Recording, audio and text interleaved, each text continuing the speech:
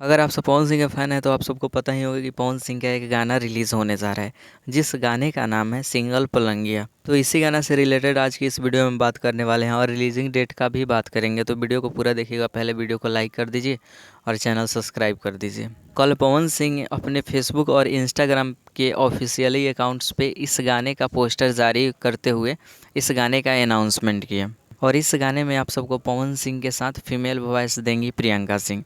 अगर किसी गाने में पवन सिंह और प्रियंका सिंह का आवाज़ आ गया तो समझिए कि पहले ही गाना सुपर डुपर हिट हो गया। और आप सबको बताते हैं कि इस गाने को DRS म्यूज़िक के ऑफिशियली यूट्यूब चैनल पर रिलीज़ किया जाएगा, जो कि अभी न्यू चैनल है और आप सबके सपोर्ट से उस पर बहुत ज़्यादा व्यू दिलाना है। तो इसलिए इस वीडियो को जितना हो सके शेयर कर दीजिए और सबको बताइए कि पवन सिंह का गाना रिलीज़ होने वाला है। अभी तक इस गाने से रिलेटेड कोई ऑफिशियली अनाउंसमेंट नहीं हुआ है कि इस दिन ही गाना रिलीज़ हो जाएगा, लेकिन होप आज शाम तक या कल सुबह तक इस गाने का टीज़र जारी कर दिया जाए। और जब भी इस गाने से रिलेटेड कोई इन्फॉर्मेशन मिलता है तो हम सबसे पहले वीडियो बना देंगे।